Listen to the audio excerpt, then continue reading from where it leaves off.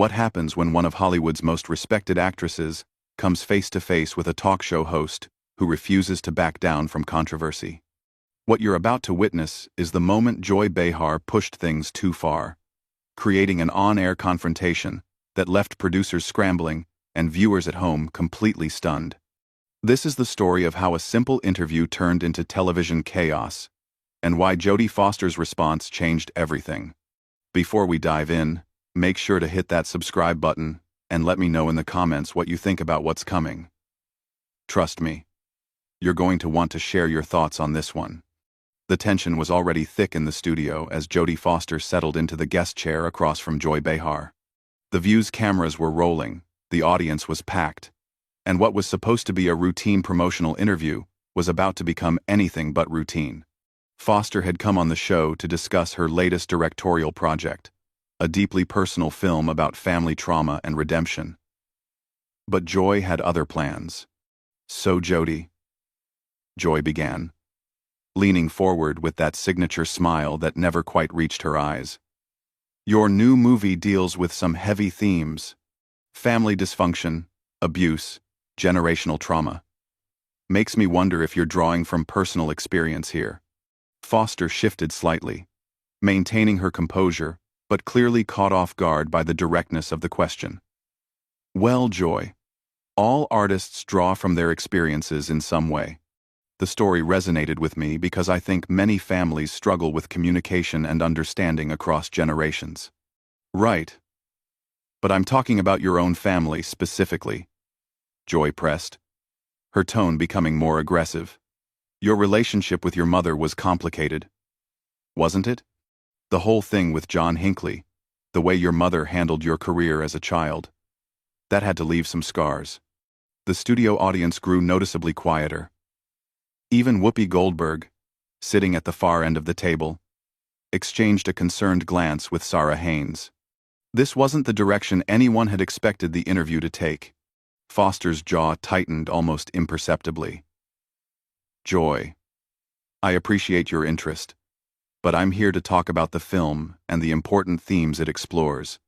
The characters in this story are fictional, and while all art comes from somewhere personal, I think it's more valuable to focus on what audiences can take away from it." "Oh, come on," Joy interrupted, waving her hand dismissively. "You can't hide behind the art when you're putting your own trauma on screen for everyone to see. I mean, your mother essentially pimped you out to Hollywood when you were just a kid. That's what child stars go through, right?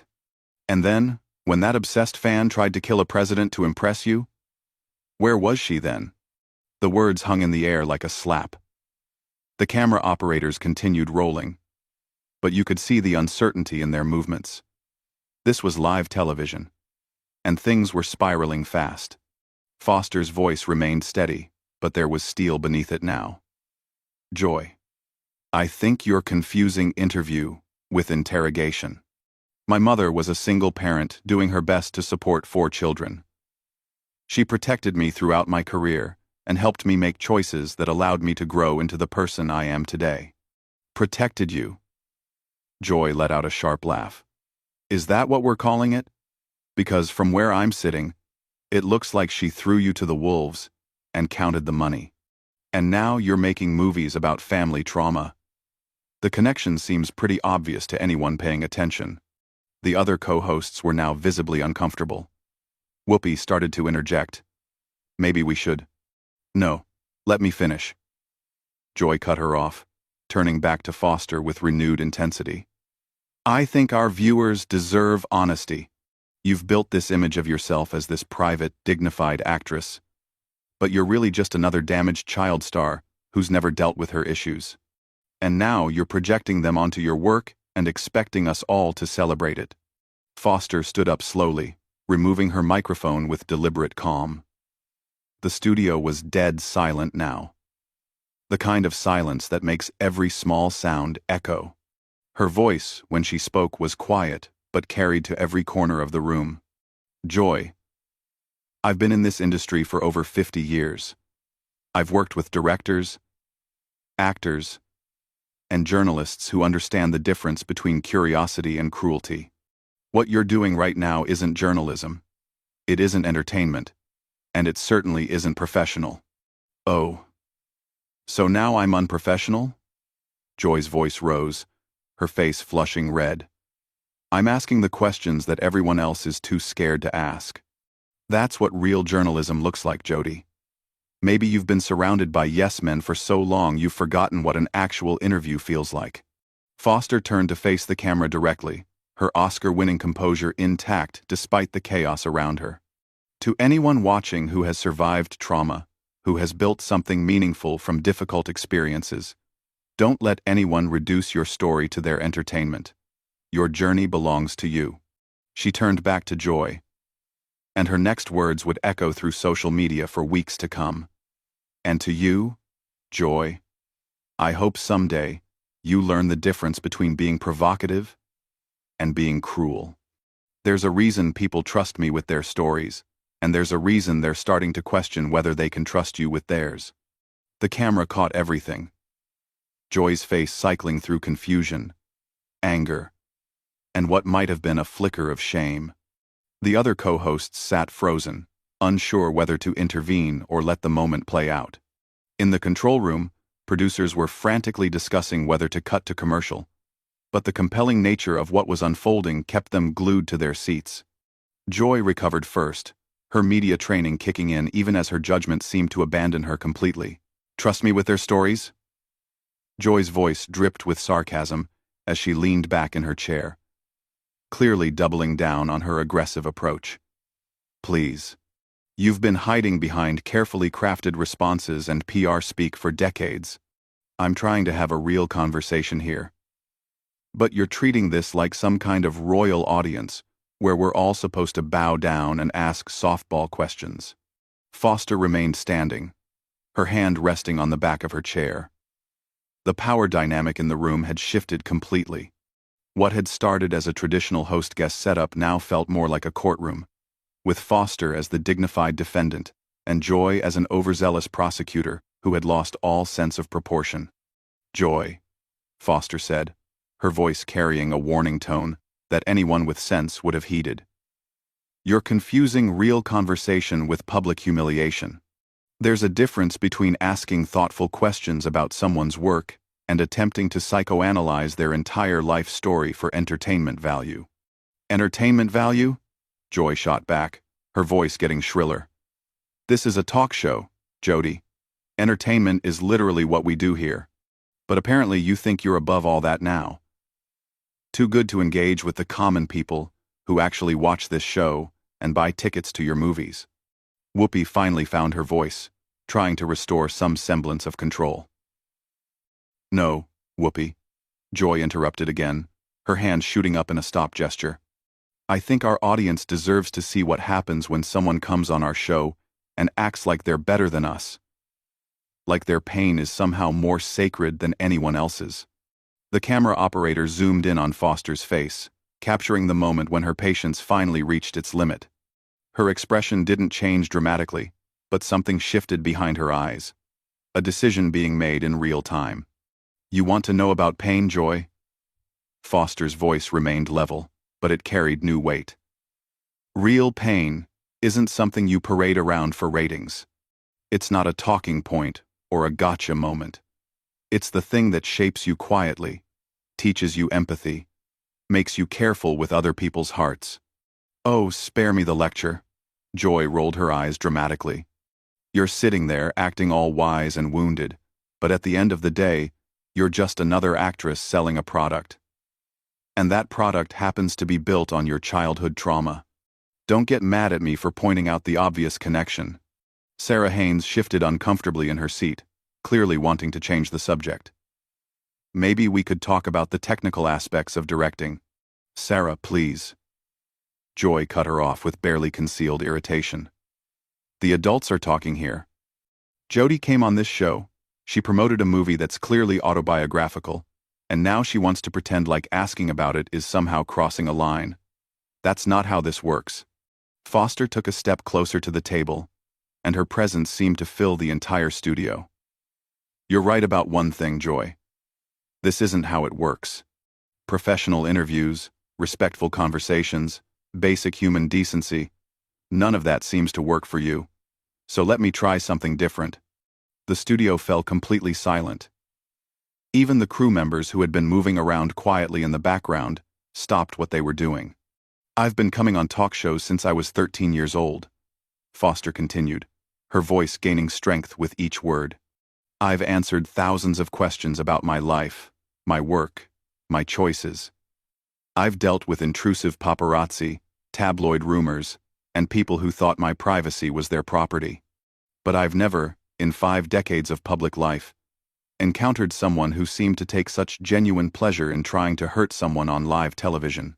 Joy's mouth opened, but for once, no words came out immediately. "You keep talking about real conversation," Foster pressed on, "but real conversation requires respect. It requires listening. It requires caring about the person sitting across from you as more than just content for your show. What you're doing isn't conversation, Joy. It's performance art. And the art is cruelty." Finally, finding her voice again, Joy's response revealed just how little she understood about the hole she had dug for herself. "Oh, so now I'm cruel? Because I ask hard questions? Because I don't treat celebrities like they're made of glass? Sorry if I burst your bubble, Jodie. But this is the real world. People have opinions about your life whether you like it or not. Having opinions and weaponizing someone's personal history for television drama are two very different things," Foster replied. "And the fact that you can't see the difference explains a lot about why this show has become what it's become." The comment hit like a physical blow. Joy's face went red, and you could see the exact moment she decided to abandon any pretense of professionalism entirely. What this show has become. Joy's voice rose to near shouting level. This show has been successful for over 25 years. We've interviewed presidents, Nobel Prize winners, every major celebrity in the world. And now, some actress who hasn't had a hit movie in a decade is going to lecture me about television? The insult hung in the air, and everyone in the studio knew Joy had just made a massive mistake. Foster's filmography spoke for itself. Her recent directorial work had been critically acclaimed, and attempting to diminish her career accomplishments was both factually wrong and professionally suicidal. Foster smiled for the first time since the interview began, but it wasn't a warm smile. "You know what, Joy? You're absolutely right. I haven't had a hit movie in a decade. I've been too busy directing films that matter, working with actors who understand their craft, and building a body of work that I'm proud of. You're right that I'm not used to this kind of treatment. In my world, people show up prepared. They treat each other with basic respect. And they understand that their job is to serve the audience, not their own ego." "My ego?" Joy stood up now, abandoning her host chair and stepping into the open space between the table and Foster. "You're the one who walked onto my set acting like you're too good to answer simple questions about your own movie. I answered your questions, Joy. I talked about the themes of the film, the importance of family healing, the universality of trauma and recovery. But that wasn't enough for you. You wanted blood. You wanted me to break down and confess to some narrative you'd already written about my life." The two women now stood facing each other in the center of the studio, with the cameras capturing every word, every gesture, every micro-expression. The other co-hosts looked like they were watching a car accident in slow motion, wanting to help but unsure how to intervene without making things worse. "You want to know what I wanted?" Joy's voice carried a note of desperation now, as if she was finally beginning to understand how badly this was going, but couldn't stop herself from making it worse. "I wanted honesty. I wanted someone to finally admit that Hollywood is built on damaged people, selling their pain to audiences who eat it up. I wanted you to stop pretending like you're above it all." Foster's response would become the most quoted moment of the entire exchange. "Joy," Foster said, her voice cutting through the tension like a blade. "The difference between us is that I've never pretended to be above anything. I've acknowledged my struggles. I've grown from them, and I've used them to create something meaningful. You, on the other hand, are using other people's struggles as weapons. And you're doing it because you think it makes good television. That's not honesty. That's exploitation. The words landed with devastating precision. Joy's face cycled through emotions so quickly the cameras could barely keep up. Anger, confusion, defiance, and something that might have been recognition of the truth. Exploitation? Joy's voice cracked slightly. I've spent my entire career giving people a platform to tell their stories. I've fought for women's rights, social justice, political accountability. Don't you dare stand there and lecture me about exploitation. Then why, Foster asked, taking another step closer, are you so determined to tear me down instead of building something up? Why is your first instinct to hurt rather than help? If you really cared about social justice, wouldn't you want to use this platform to discuss the real issues the film addresses instead of turning my personal life into a spectacle? For the first time since the interview began, Joy seemed genuinely at a loss for words. The question hung between them, and viewers could see her struggling to find an answer that didn't prove Foster's point. Whoopi seized the moment, trying to restore some order. Maybe we should take a breath here. And... No. Foster interrupted gently but firmly. I think Joy wanted a real conversation, and I think she deserves to finish it. Joy, why are you really angry? What is this actually about? The question was delivered without malice, almost therapeutically. And it seemed to crack something open in Joy that she hadn't intended to reveal. You want to know what this is about? Joy's voice was quieter now but filled with a different kind of intensity. It's about watching people like you coast on talent and privilege, while the rest of us have to fight for every scrap of attention. It's about sitting here day after day, entertaining housewives and retirees, while actors like you get to make important art and act like you're saving the world. The admission was more honest than anything she'd said during the entire interview.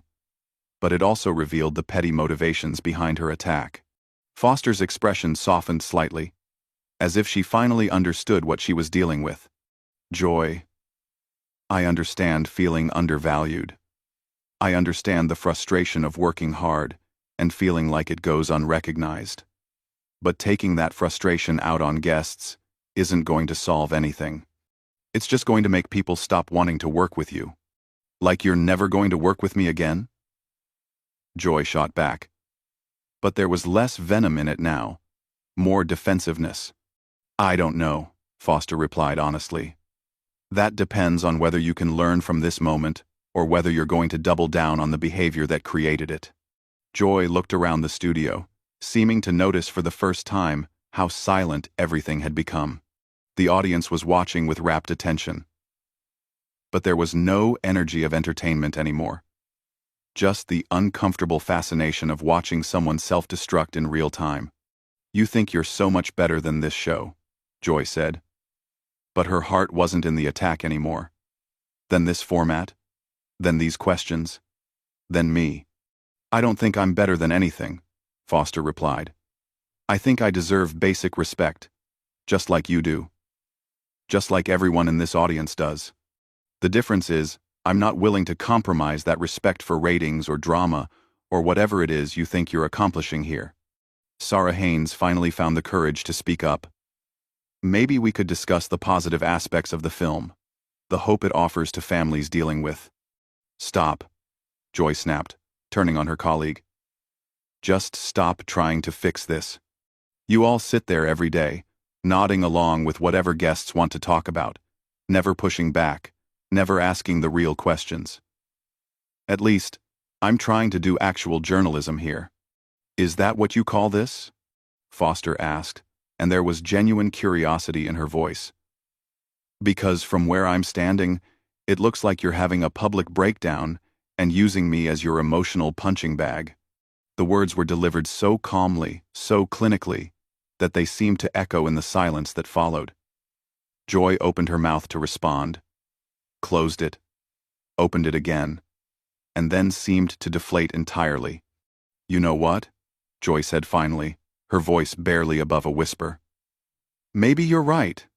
Maybe I am having a breakdown. Maybe I'm tired of pretending that what we do here matters when people like you make it clear that you think you're slumming it just by showing up.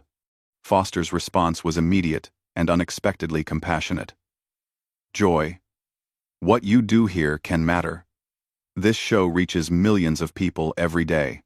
You have the opportunity to educate, to inspire, to bring important conversations to people who might not have access to them otherwise. But you can't do that if you're more interested in tearing people down than building them up.